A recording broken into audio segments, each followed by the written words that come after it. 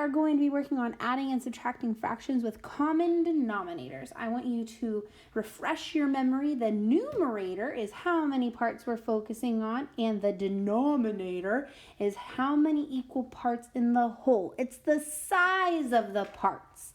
And the denominator is the number that is in the bottom part of our fraction. I like to think to myself, denominator down in the bottom. So that's a quick way to remember which part of the fraction we are looking at. It's very helpful to be able to look at a fraction and put it onto a number line. So that's something I want you to be doing this week as you're adding, subtracting fractions. I want you to have a piece of scrap paper, or maybe you open Explain Everything, and I want you to show your work as you are putting fractions on a number line to show addition and subtraction. This tells us that we need to partition the number line into fourths. That means that we need to make this number line have 4 parts between 0 and 1, because fractions show part of a whole. So here we go. I'm going to get this ready, and I'm going to show fourths. I'm starting at 0, and I'm going to 1 whole, and I'm going to show my fourths on a number line. I'm starting with, I'm going to start with 0 fourths, and I know that 1 whole is equal to 4 fourths, and I'm going to put those fourths on the number line. We don't want that to move. We need our parts to be equal sizes. Here is my first part, second part, third part, fourth part. So this shows 1 fourth, 2 fourths, 3 fourths, and we know that when we get to the whole, we actually are showing 4 fourths. Now, I want you to think just for a moment, see if you can challenge yourself. 2 fourths is the same as what other fraction? It is the same as, you are correct. 2 fourths is equal to 1 half. Nice job. Now we need to solve. It says solve 1 fourth plus 3 fourths equals how many fourths? So I'm going to show that on a number line, and I'm going to mark a 1 fourth is where I'm starting, and I have to go on 3 fourths. That means I need to take 3 hops on this number line. 1, 2, 3, and I'm ending up at 4 fourths. So 1 fourth plus 3 fourths equals 1 fourth plus 3 fourths equals 4 fourths, and we can see that 4 fourths is the same as 1 whole. So you can show that also. Now another thing that they want us to show on this number line is showing how to solve 3 fourths minus 2 fourths. Just like when we show subtraction on a number line using whole numbers, we're going to start with our bigger amount, and we're going to subtract a smaller amount, and then we're going to find out how much we have left. So we're going to start at 3 fourths. I'm going to mark this one using green ink, and I'm going to make it a little thicker so it's easy to see.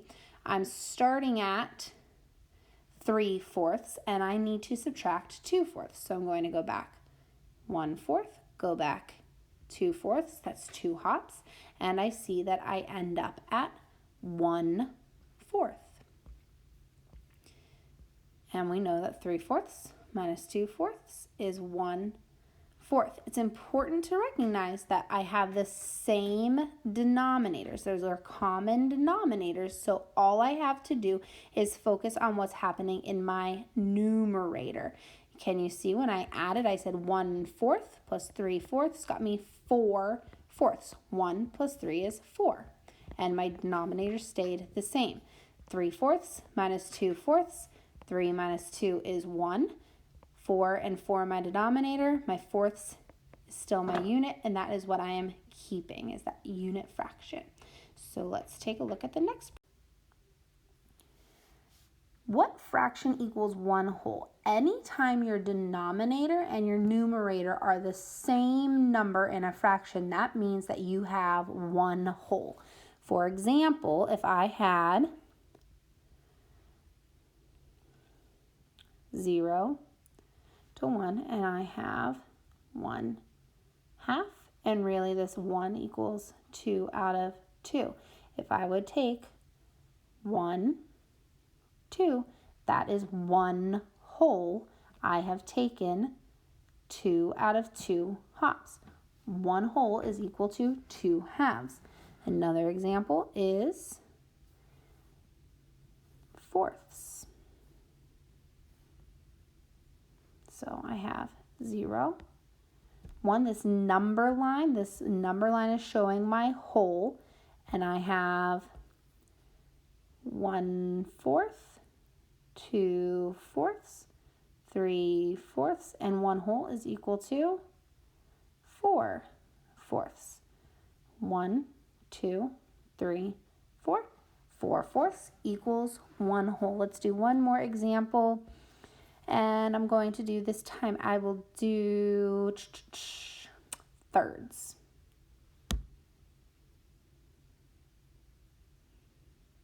Oop, those aren't very even. Let me make my work a little bit neater for us. That looks better. So I have 0, then I have 1/3, then I have 2/3, then I have the whole, or I have 3/3. Remember, we're counting the spaces. So here's 0/3. I've moved to 0 spaces. 1/3, 2/3, 3/3 is equal to 1 whole. Make sure you look and you can see that my numerator and my denominator are the same in each of these fractions that are equal to 1 whole. Now, just like we can show a fraction that is equal to 1 whole, we can show a fraction that is greater than 1 whole. A fraction that's greater than 1 whole is going to go past 1 whole on the number line. Let's take a look. If I have a number line, I have 0, 1, 2. So, one section from 0 to 1 is 1 whole. From 1 to 2 is another whole. I'm going to partition each whole into thirds. So let's see what that looks like. I'm going to say each whole is going to have 3 parts. And this 0 is the same as saying that I have 0 thirds, 1/3, 2/3, 2/3. Let's make that little line go away. Then I have 3/3. Oop, look at that. Remember, we know that anytime I have a fraction that has the numerator and denominator are the same, that's equal to 1 whole. Now, if I show this, I have 4/3 next, 5/3, and then I have 6/3. When my numerator is bigger than my denominator, that means that my fraction is actually greater than 1 whole. Now, I want to show you what that's called. It's called an improper fraction. An improper fraction is a fraction like 4/3, 5/3, or 6/3. The numerator is bigger than the denominator. And I'm going to show you how you can actually rewrite it so that it's no longer improper and it becomes a mixed number. Improper fraction. Let's pick one. I'm going to work with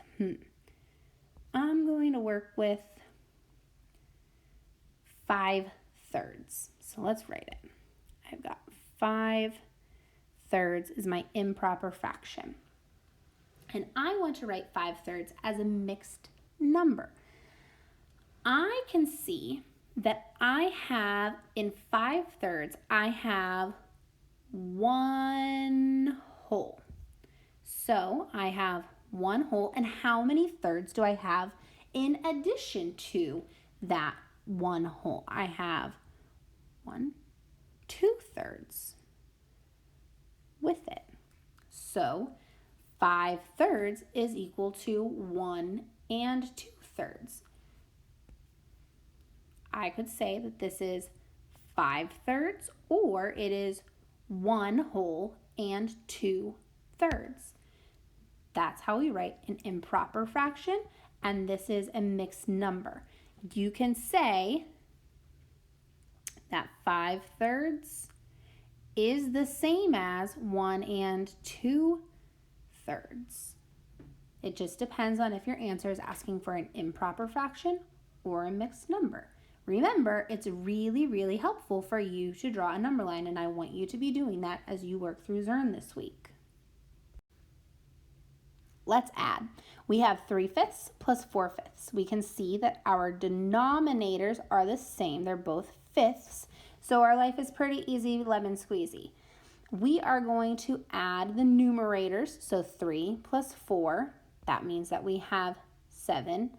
Our denominators is a common denominator, so we're going to say we have 7/5. 3/5 plus 4/5 equals 7/5.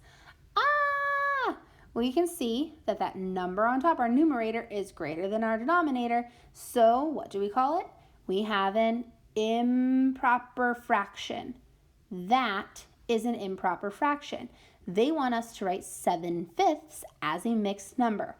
What type of tool can I use? I should use a number line. So I have 0. I have 1 whole. And now I have 2. Now I need to break it into what unit? I need to break it into fifths. So I'm going to say I have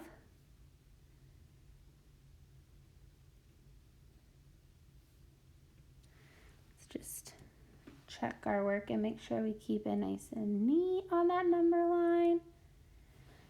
And so we have 1, 2, 3, 4, 5 parts. Those are fifths. 5/5 gets us to 1 whole. 1, 2, 3, 4, 5. 5 more fifths would have 10/5. That's 2. Now I'm going to label each one. I have 1/5, 2/5, 3/5, 4/5. 5/5 is the same as 1, 6/5, 7/5, 8/5, 9/5, and 2 for our whole number is the same as 10/5.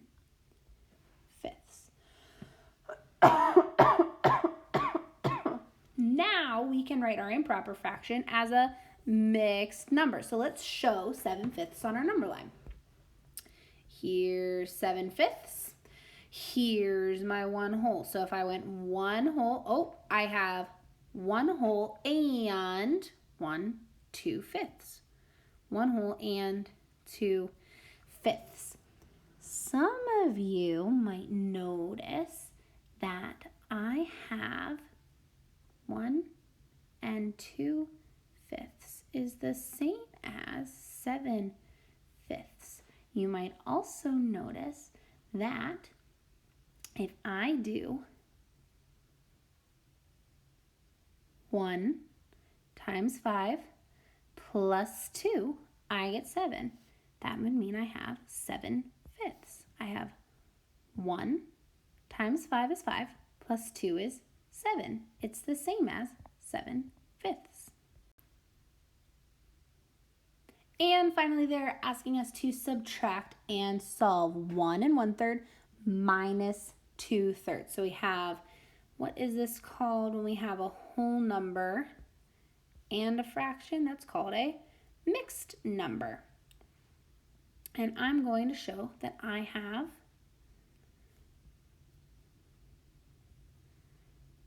my number line, and I'm going to use it. And our unit fraction is thirds, so I'm going to partition my number line into thirds. 1/3, 2/3. 1 is the same as 3/3, 4/3, thirds, 5 thirds, and 2 is the same as 6 thirds. And we're starting at 1 and 1/3. You can also show us that 1 and 1/3 is the same as 1 times 3 is 3 plus 1 is 4. 1 and 1/3 is the same as 4 thirds. So let's show that on a number line. I go 1 whole and 1/3 is 4 thirds. And that's where I'm going to show that I am starting. I'm starting at 4 thirds, also known as 1 and 1/3. And I'm going to subtract 2 thirds. So I have to go back 1/3, go back 2 thirds. And it just so happens that I end at 2 thirds. So 1 and 1/3 minus 2 thirds equals 2 thirds.